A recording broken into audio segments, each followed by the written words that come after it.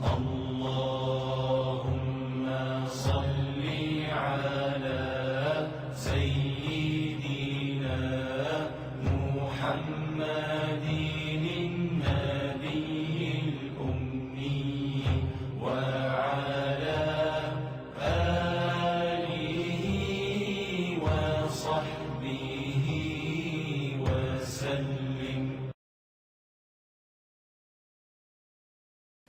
Hoş geldiniz Karacım evde şu Doktor Esed Sulayman ustaz bilen sohbet etkizgen vaxtımızda mı biz özümüzün kimligimizni chet elda saqlap qilish uchun, dinimizni saqlap qilish uchun çoxum bizden ilgili Şvetsiyaga, Yevropa tuproqlariga kelib, özünün kimligini, özünün dinini saqlap qolgan millatlardan örnek elishimiz kerak, ulardan tecrübe yekilishimiz kerak degan bir noktani ortaq qo'ydi. Musacan'la şu noktani ortaq qo'yib mana hozir şu bizden ilgili kelgan millatninki tecrübesinden ölge erişimiz gerek. Mehmet Kaplan onun tirik misali degandek misallarını berdi. Endi siz Abdusam Karacım şu Avustraliyaga en evvel şeydeki İslam cemiyetiga vazife taşıyan badınız keyin Uyg'ur cemaati uchun masjid qurishdak nurg'un proyektini qurish jarayonida Araplar bilan, Türkler bilan, Pakistanlıklar bilan qisqatib aytganda sizden ilgili berib Avustraliyada İslam urug'ini chashqan millatlarning tecrübesinden ölge aldınız. Hem şular başlayan hizmetke varislik qilib, reislik vazifasini ödediniz. Ama bu tecrübelerinizden biz Uyg'urlar, bular Yevropadagi Uyg'urlar paylanishga tegishli tarafi qaysi? Shuni qisqartib so'zlagan bo'lsangiz. Xo'sh, buni ikki bosqichda biz o'zimizga sirishtirgan vaqtida ikki narsada tushunishimiz kerak. Birinchisi, biz shularning olgan natijamiz, shularningki bizga sog'an ulidan foydalanyapmiz. Bu bir tarafı bo'lsa, endi buni deyishdan burun shu qarindoshlarimizga qaysi millatdan bo'lishiga qat'iy nazar o'zininki mavjud bo'lib qolish turishiga harakat qilgan, o'zining islomiyatini yo'qolmasligi uchun harakat qilgan shu qarindoshlarimizga, chunki ilgariroqlar haqiqatan jafo chekkan ular. Shularning shu qilgan xizmatlariga Alloh yaxshi natija berishini Allohdan so'raymiz. Alloh rahmat qilsin qarindoshlarimizga. Endi biz to'g'ri hozir shu vaqtlarda masalan 90-yildan keyin kelganlar Yevropaning har qanday yerga borsak, tayyor bir tamoq ustiga kelgandek keldik. Bizda unda qiyinchiliklar bo'lmadi. Masjidlarimiz bo'lgan bo'ldi. Kelsak, yerki burunqi musulmon qarindoshlarimiz bizlarga yo'llarni ko'rsatdi, masjid nerede, o'rnilab berdi, halol tamoq nerede, demak o'xshash nurg'un narsalar yordam qildi. Endi biz ondan foydalandik. Buning o'zimi biz uchun bo'lganda bir chiqish yo'lininki borlig'ini ko'rsatib berdi. Demak, harakat qilsa bu yerda natija beradiganligini ko'rdik. Ammo yana bir tarafdan harakat qilmay, kori olmay yo'qolib ketganlarni ham ko'rdik. Masalan, Avstraliyaga tunji bo'lib o'z vaqtida Afg'onlardan kelganlar bo'lib, bular tuga haydaydiganlar degan nom bilan kelishgan. Chunki u vaqtlarda bu Pokiston, Hindiston, Inglizlarning qo'lida bo'lg'achqa Avstraliyaninki yo'l ishlarini, xususan poyezd yo'llarini nima qilishda bular ashdoq bir odamlarga ehtiyoji bo'lib, shu yerdan Pokistondan, Afg'onistondan nurg'un tugilar bilan odamlarni kelgan ekan, bularning oilalarini kelmagan, erlarni ham kelgan, bularni ishlatgan.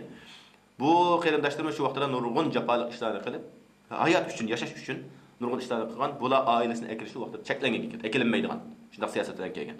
Nurg'unlar keyin ketimiz deb ketib bo'lmagan, amal yo'q, shu yerdagi yerlik millatlar, Inglizlar emas, shu burunqi aborujinlardan to'y qilib, shular bilan oila qurib, turmush qurib, avlodlik bo'lib, shu yerda qolgan. Bularningki bir qismi asosida tugab ketgan. O'zim hattoki keyingi vaqtlarda vatan bilan bo'lgan bog'lanish, oilani akirish bo'lmaganligidan bular asosan tugab, odam o'lib ketgan ekan, avlodlarimi bularni davomli ularni diniy tarbiya bilan nima qildigan odamlar bo'lmag'achqa bular yo'qolib ketgan. Faqat bularning qoldiq nomi shu afg'oncha taxalluslari, familiyasi bilan qolib qolgan bularda. Xon deb ataydi, bular har xil ismni olsa xon deydi, shu hamma falanlar ekan. Bular aborujinlar bor. Bularning shu vaqtida qilgan, qilolganlarining qilgan xizmatlarining bir nechtasi ular masjid bino qiladigan ekan. Masalan, biz turadigan shaharda Adelaide shahar masjidi deymiz, kichik masjid, 100 necha yil bo'lgan masjid, 1890-yillarda yasalgan ekan, shu avvallar yasalgan ekan. Endi boshqa bo'lgan yerlarda kichik narsalar o'zining iqtidori bo'yicha nima qilgan? Bular o'lib ketgandan keyin oraliqda bir uzilish bo'lib qolib, taki bu musulmonlar masjidni namoz o'qigan musulmonlar bo'lmay, masjidlar bir vaziyatda taqilib qolgan. Ashta avvallar keyin ikkinchi bosqichda shu 60-yillardan keyin Bosniya tarafdan odamlar kelib, musulmonlar kelib yerlashganda, undan keyin shu yerda yaxshi bir dinni tushunadigan odamningki harakati bilan qayta bu narsa asliga kelishga boshlagan. 70 yillardan keyin boshqa o'rta sharqlardan, boshqa arab turklardan kelib musulmonlar yerlashib, taraqqiy qilgan. Undan keyin bularchi bu masalani tushunib yetgan bo'lg'achqa, buni cho'qim o'zining ustidagi majburiyat rad qilinmaydigan, buni o'zini qochirmaydigan bir majburiyat deb tushunib, buningki qanday usulda buni foydalanish. Buni foydalanishda davlatning siyosatiga moslashib turib, davlat bizga qanday kengashliklarni berib o'tadi. Chunki ko'p millatlar yashaydigan davlat bo'lg'achqa, buningda shu millatlarningki urf-odatini hurmat qilish, diniy ilmisini hurmat qilish, ularga yo'l berish, ularning tirishchanligiga laqachi hukumat tarafdan bir xil olqish bor.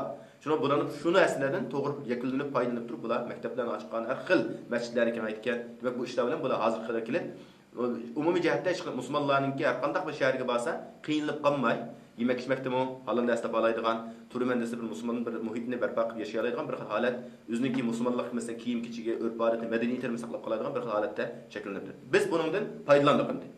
Lekin biz endi mushunlarni ko'paytirib, o'stak bilamdi desak, unda emas. To'g'ri, bizning ustimizdami, o'zimizning millatiga qarata bir xil majburiyatimiz bor. Demak, bizning avlodimizni kengayotdi, shu ular da'is yuğunayotdi, unda bo'lgan ekan, bizmi shular mangan yo'lni o'zimiz uni bizmi o'zimizning avlod uchun selishimiz kerak. Ularning satpagan maktabdan emas, balki bizmi shu narsani o'ylashimiz kerak. Chunki ular qila olganda biz ish qila olmaymiz. Bizmi shu maktablarni qila oladigan, masjidlarni masalan o'zimizning nimasi uchun masjidlarni kengaytiradigan, yasaladigan ishlarni qilsak, buning uchun badal to'lashga to'g'ri keladi va usul nurg'un ixtisosli odamlarga ehtiyojimiz bor. Moddiy jihat yarab qiladigan qandaysizlik muhtoj ehtiyojimiz bo'ldi. Buni hamma akaga vaqtida buning natija beradi. Bizning amaliy natijamiz masalan bu islom jamiyati qo'llasidagi masjidlarning birisi biz nima qilgan, ammo turkistonliklar asosli kuch chiqarib bu masjidni qaytadan yasab chiqdik. Hozir u masjidda ichida bir 500-600 odam namaz o'qolsa, yaqinda uning ishga orqasidagi yanini yeb bir kengaytdik. Hozir 1000 dan ko'p odam namaz o'qolaydi. Ben 2000-yilga vaqtida u masjidniki kichkina bir zal masjid hisobida iste'mol qilingan, u yerda bir jumalardan 2-3 aran odam bo'ladigan. Hozir masjid tushudi. Demak, shu bir masjidning bo'lganligi faqat shu yerdagi musulmonlarning shu yerga yig'ilishiga sababchi bo'ldi. Bu yerda biz nurg'un millat, boshqa millatdagi musulmonlar bilan birlashib qo'yamiz. O'zimizning diniy darslarimiz bor, masjidlarda qo'yamiz, faoliyatlarimiz bor. Demak, bu yerda men bayon beshlikda aytgandek, fursatni Alloh bizga bergan. Bu fursatga ko'z yumish, bundan foydalanmaslik yoki bundan yana mas'uliyatdan qochib, bu mening bolalarim bu yerga bo'lib qolsa, o'zining masalan kiriklik bo'lgan darslarda keyinda qoladi degan bundaq bir xil ta'tib tushunish bor. Undaq narsalar kesib qolsa, ota-onalar ziyon tortadi.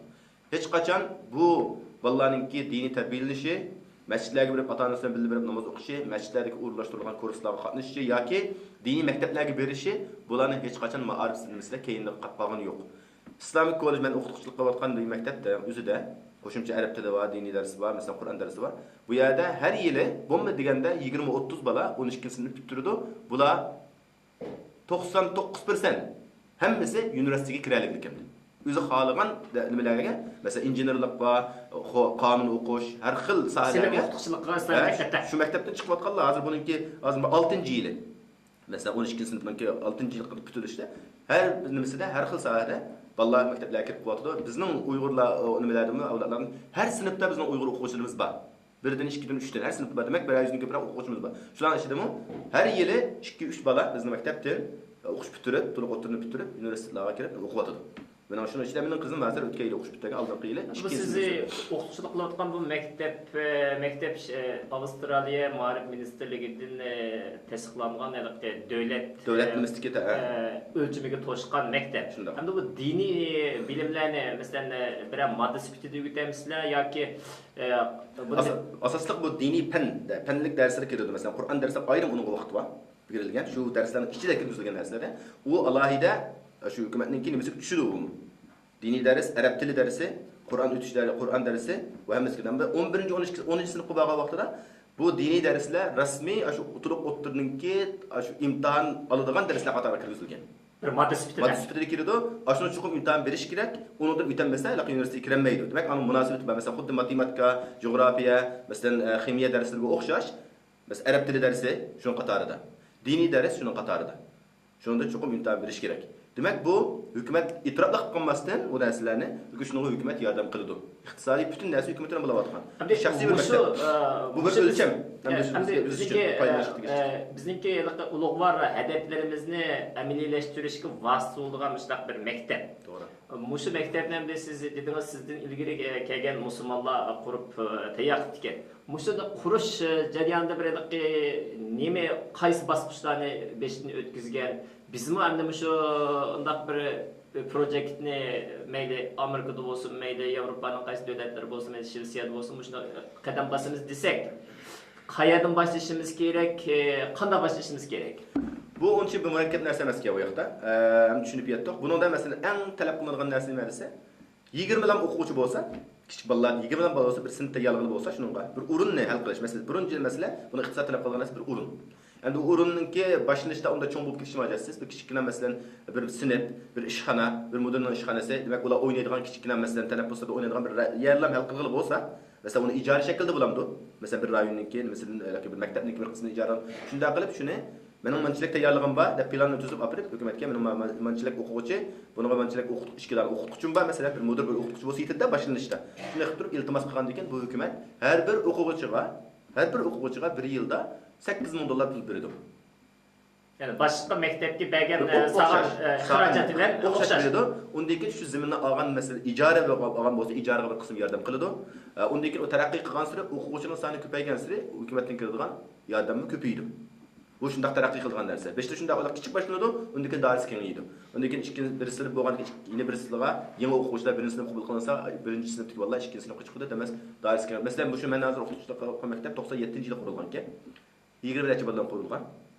Beşida uni qurish uchun o'sha atrofda xalqlarga bolalaringlarni birinchi sabab huquq xalqlar bermay, u qanday bo'ladi? Qalbiqlarmi maktab. Bu boshqa maktablardagi mana ma'lumotlarni u bu deb xalqlar yo'l yurib, hattoki maktabda o'qisa bir biz o'ylagandek injener, olim, professor bo'lanmasmi degandek. Shunda ahvollar bo'lgan ekan, besh har xil bir qo'rqinish sabab ishida qanday bo'ladi deb. Keyin kishilar zo'rlab yurib, bir akab biqinglar, bir yil tirish biqinglar bo'lmay qolsa, biz g'alaba ko'rsatmasak, akitinglar qanday qilsanglar bo'ladi deb yurib, yo'l yurib, o 7 mi o'quvchi qolgan ekan.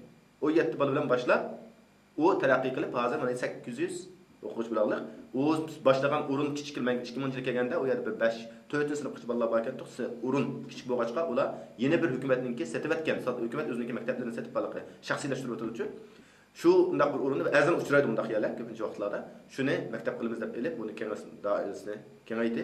Hozir her yili shu ba o'ringa, chunki o'rin yetishmay, sinflar yetishmay, her yili 1 2 3 sinflar qo'shilib, masalan binolar qo'shilib yasalib qilinmoqda. İşler hammasi normalga tushib qoladi. Demak, boshlanishda bir az. Buningda eng muhim narsa bir necha ixtisosli odamlar bo'lish kerak. Mutaxassislar bo'lish kerak. Ikkinchisi jamoat shuni qo'llash kerak. Jamoat shuningga badal to'lash kerak. Iqtisodiy yordam qilish kerak. Chunki birinchi bosqichda hukumat ba'zi vaqtlarda sen ma birinchi yilingda sen mangdirib baq bizga o'zing natijasi ko'rsat, undan keyin sana yordam qilamiz degan shartlarni qo'ydi ba'zida. Demak, birinchi qatimda o'zing iqtisod bilan mangdirishing kerak. Demak, Avstraliya hukumati sizlarning mush qilgan xizmatinglar deymiz sizlarni. Bir sizlar yetishtirgan o'quvchilar universitetiga kirish nisbati 90 ga 99 ga yetibdi masalan, persent yetibdi. Avstraliya hukumati, Avstraliya jamiyati sizning qilgan bu xizmatingizdan, mushu proyektni boshlagan shu kona muhojirlardan mamnunmi? Albatta mamnun. Shunda xushal. Chunki Avstraliya hukumati shu jamiyatning sog'lom bo'lishini, hukumatningki ishlariga masalan ta'sir qilmaydigan holatda bir sog'lom bir jamiyatning kechib chiqishini ular orzu qiladi. Ular balki o'zining odamlar orqali tarbiyalansa, bular yaxshi, sog'lom cho'ng'iydi. Dinni yo'qotmasa, diniga sodiq bo'lsa, o'zining millatiga sodiq bo'ladi, o'zining jamiyatiga sodiq bo'ladi degan narsa tushunadi bular. Shuning uchun bu bizning qilishimiz bular mamnun. Hattoki nurg'un ahvollar ular kelib, masalan, shu bunga alohida masalan cho'ng faoliyatlar bo'ladi, qatnashadi, o'zida ilhom beradi, kishilarni targ'ib qiladi. Buningdan masalan natija mi yaratiliqda, hozir masalan oldin 6-yil bo'lgandan keyin birinchi o'tgan yili masalan universitetiga kelgan bolalar o'qish bitirib xizmatlarga o'rnatilishdi, har xil sohada. Ba'zi masalan doktorlik qilmasninki bir qismlarga o'rnashganlar bor, accountant demi hisobot nimalarga o'rnashganlar bor. Demak, har xil sohada bolalar jamiyatga chiqib xizmat qilishga boshladi. Demak, bu mushta darajada men sen inshaalloh bundan 10 yildan keyin buningki nimasi yaxshi natija beradi. Hattoki bizning maktabda o'qishni bitirib, universitetiga berib, o'qib, shu maktabga o'qituvchi bo'lib kelganlar bor. Demak, bu bir yaxshi natija. Endi bu demak, ular o'zini saqlab qolmay, o'zi saqlagandan sirt, o'zi yashayotgan muhitqimi o'zi bir kishilik hassini qatalibdi-da. Ular emas, balki yana bir kishilar bu bizniki bolalarimizning kelgusi ixloqiy xizmat qanday qiladi desa, xizmat yaratish fursatim bor. Chunki agar o'qish bitirib kelsan, yana shu yerda sana xizmat bor. O'qituvchilik xizmati, demak, sen o'sha yerda o'qituvchilik qilsang, hukumatniki qaysi maktabda o'qituvchilarga o'xshash sana imtiyoz beriladi.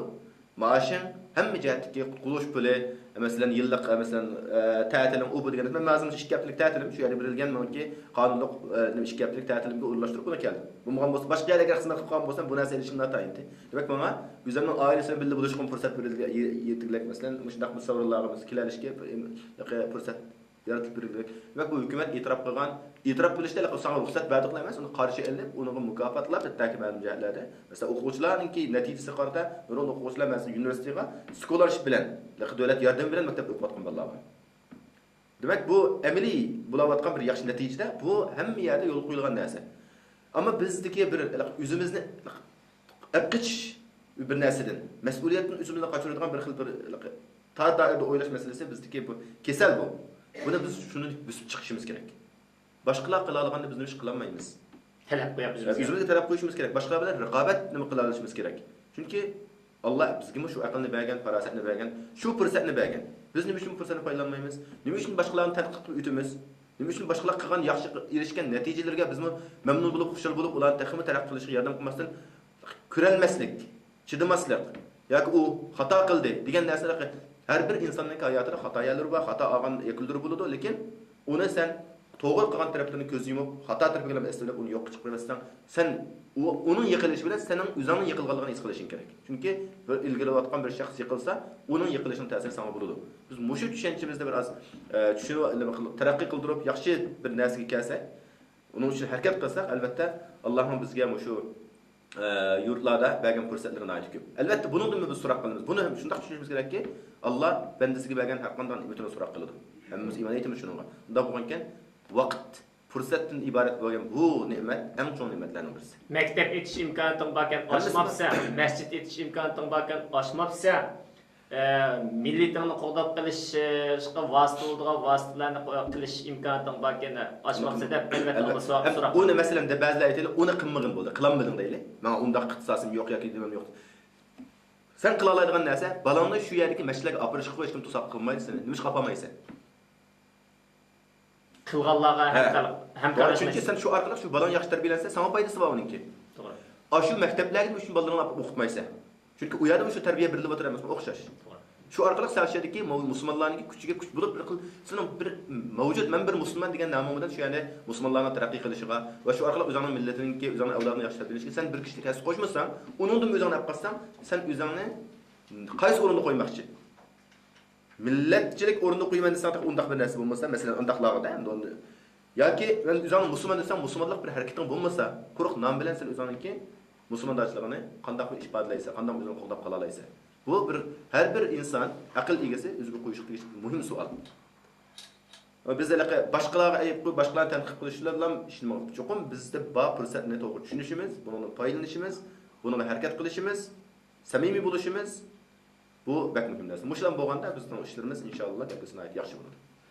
Endi Avstraliya jamiyatida endi siz deb o'tgandek sizning kelganlar bu proyektni boshlab bir yerga kelib qo'yibdi ekan, miros sifatida sizga o'tkazib turibdi. Siz bir ishlarni qilib tirishib, o'shaning natijasida 99% o'quvchi universitetga kirib jamiyatning har qaysi sohalarida xizmatga erishibdi.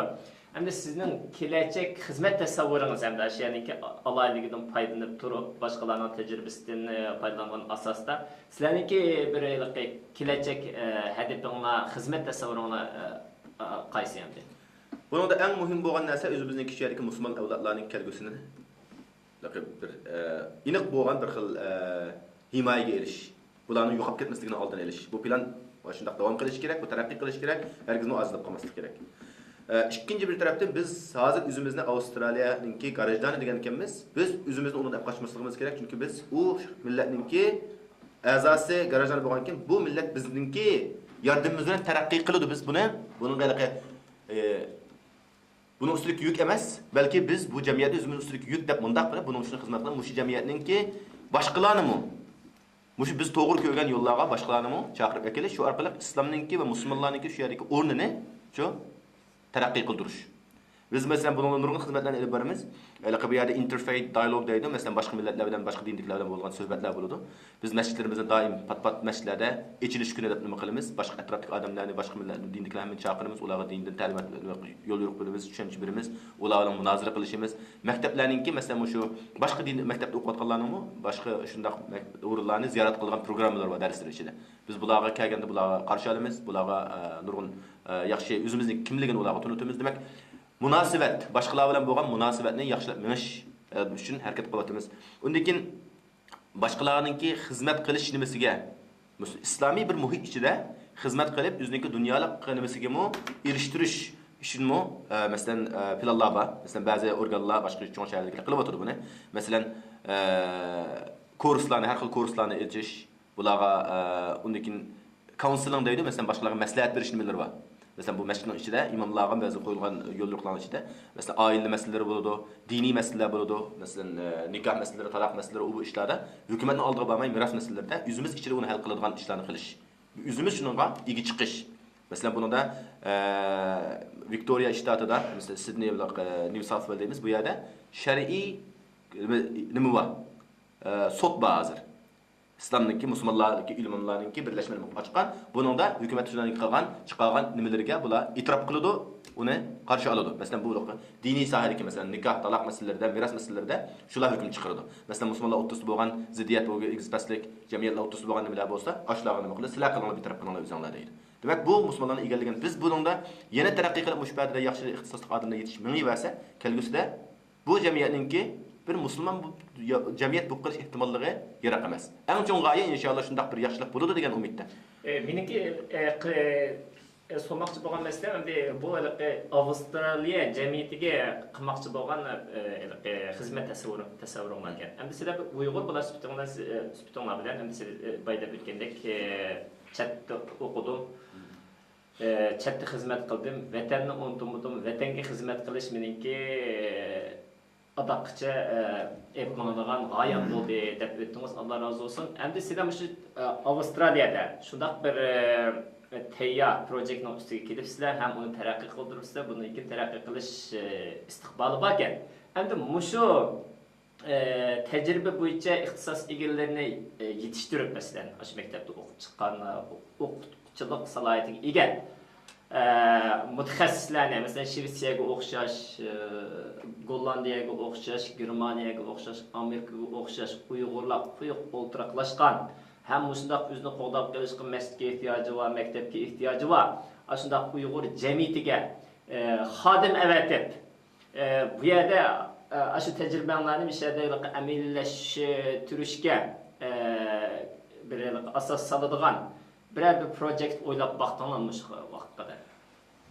Elbette bundan biz fikir cihatte yardımlaşışga elbette hazır. Onunla elbette onun qo'limizdan keladigan qilamiz, lekin amaliy jihatda sirtqi yurishib, u jihatda onunla yordamlashib, ixtisoslarni o'rgatib qo'ydik. Undaq bir taxi narsa hozir taxi naq maydonda yo'q. Kelgusida bo'lishi mumkin inshaalloh. Chunki bu almashtirishni bu faqat Avstriya emas, boshqa davlatlar orqali almashtirish masalasini ilib bilsak, bizning taximi o'zaro bo'lgan munosabatimizningki taraqqiy qilishiga bu nihoyat yaxshi bo'ldi. Masalan, ma'lum jihatda boshqa sohalarda bo'lgan ishlar bor. Masalan, futbol komandasi orqali masalan butun dunyodagi Uyg'urlarni bir yerga kelish, bu yil masalan Turkiyada ilib berilmoqchi inshaalloh. Bu bundaq shakldagi narsalar bu ba'zi sport bilan sport masalasi. Ba'zida masalan shundaq bir ixtisos kishilarni taraqqiy nima qilib tayyor bo'lganlarni, bularningki nimadan foydalanish ishlarini albatta buni asosli bir programma qilib planlab chiqmagan bo'lsak, albatta qo'limizda bir narsalar bor. Chunki bu bizlar emas, boshqalardan bu shundaq kishilardan foydalanish, boshqalar shundaq kishilardan ekilish. Masalan, bizdan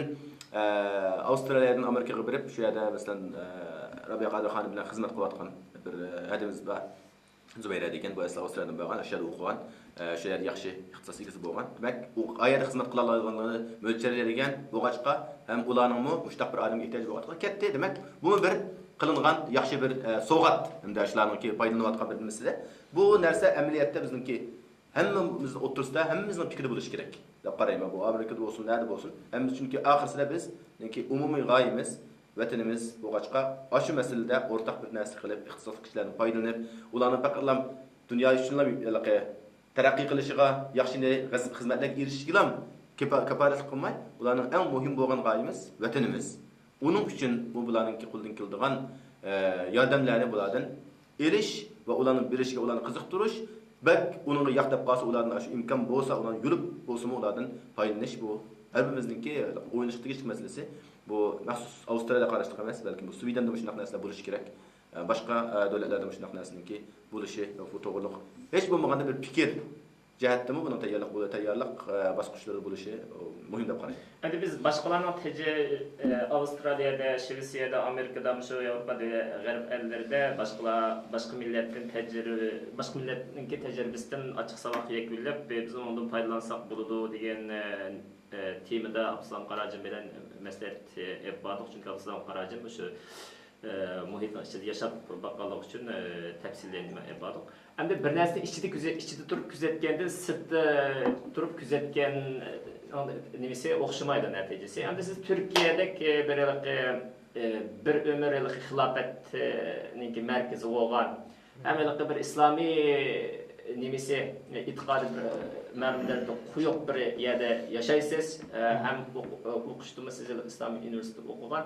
Ham shu Yevropaning sirtida turib, Yevropadagi yashayotgan musulmonlarga qanday tavsiyalarimiz bor bizda? Mana qilgan bo'lsa, bular shu yerda üzüb chiqa oladi degandek sirtida turib bir tavsiyangiz nima? Meni tavsiyam bu yerni taxminan tunji qatim Shvetsiyaga keldim, boshqa davlatlarni ko'rmadim. Ammo endi yana bizniki qarindoshlik to'g'risida haqni tavsiya qilish, haqni ustida turish, bu to'g'ri bir yo'ldir. Qiyib ketmagan asosda mayli dunyo uchun bo'lsin, mayli oxirat uchun bo'lsin, ishlash, xizmat qilish jarayonida shu aqidasidan yiroq bo'lmaslik, endi davomli islom diniga yopishgan holatda. Bu yerda ko'rdim masjidlar bor ekan, shu diniy ibodat qila oladigan erkinlik bor ekan, shu bolalarni tarbiyalaydigan islomiy yasllar bor ekan. Vaqt chiqara olsa, shunga shularga alohida ahamiyat berish lozim. Texnik taraqqiy qildirib, ustozimiz Abdussalom Qarajin degandek, keyincha shunday bir maktablarni o'zi echib, boshlang'ich o'rta maktablarni echib, shu maktabda islomiy dars kirgizgan asosda fanniy darslarni kirgizib, buni shu davlatning milliy ma'rifiga o'lchamlash bergan asosda shunday maktablarni qurishi kerak deb qarayman, shuni tavsiya qildim. Allah razı olsun. Hammalarning qimmatli vaqtini ajratib suhbat programmamizga qatnashganlarga ko'p rahmat. Kelar qatim programmamizda kurashkichi Allah hammamizni sog' salomat qilsin. Sizga rahmat.